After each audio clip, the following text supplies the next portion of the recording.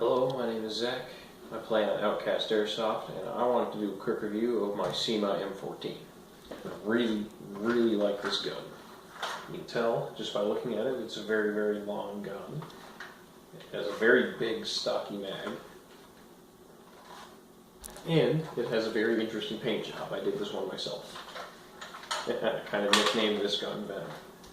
So, just wanted to talk about a few things that I like about it, a few things I'm not so big on, and other things you can do with it. So, just want to get started. Well, one, I already mentioned the length of the gun. I do like it. I like that it looks very realistic. And this is one thing I like about it too. The fact that you can pull back the bolt, it makes the very nice sound. Love it. I like the weight. It's not overly heavy. It's comfortable. It's more balanced towards the front. I find this gives the weapon a bit more stability. One thing I really like about it too, this battery compartment here has a lot of room in it for a lot of different types of batteries. These are the ones I typically use, 9.6 nickel metal hydrate batteries.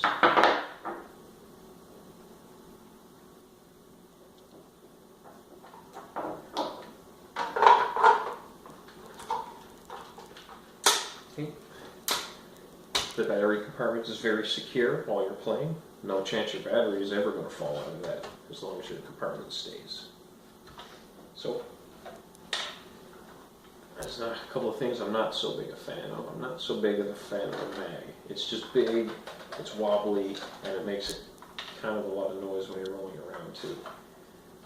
And I'm not so fan of the fire select switch either. You do in fact have to take your hand off of the trigger and the handle to change it.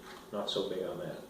One thing I wasn't a big fan of either, when I did buy it, I noticed it didn't have any rails on it for mounting scopes on or some such.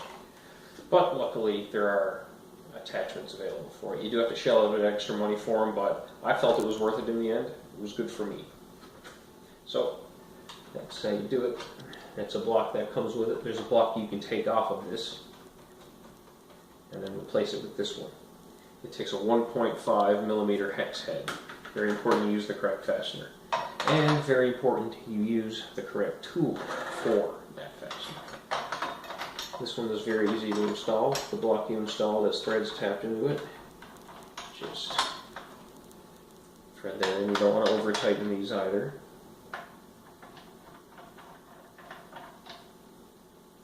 Okay, so I got my gun together. And this is my preferred scope on it. It's a very good scope.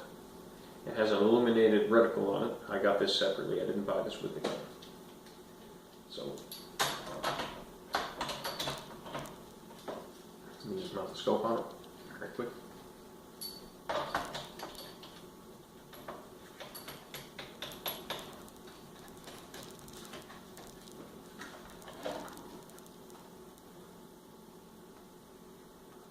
Okay, so this is the M14. It is quite heavy with the optic on it, but that's okay for me. I'm a strong man. I've ended up buying the lower profile mags because I do like to take advantage of cover and lie down. I can do that really nicely with this. The eye relief on the scope with the rail, very nice. I can fit a scope shield on it so BBs don't shatter my lens on my scope. And this is a very good rate of fire and a very good trigger response. Okay, good trigger response in semi. Right, then switch over to full auto. Decent rate of fire. Best kind. Yep.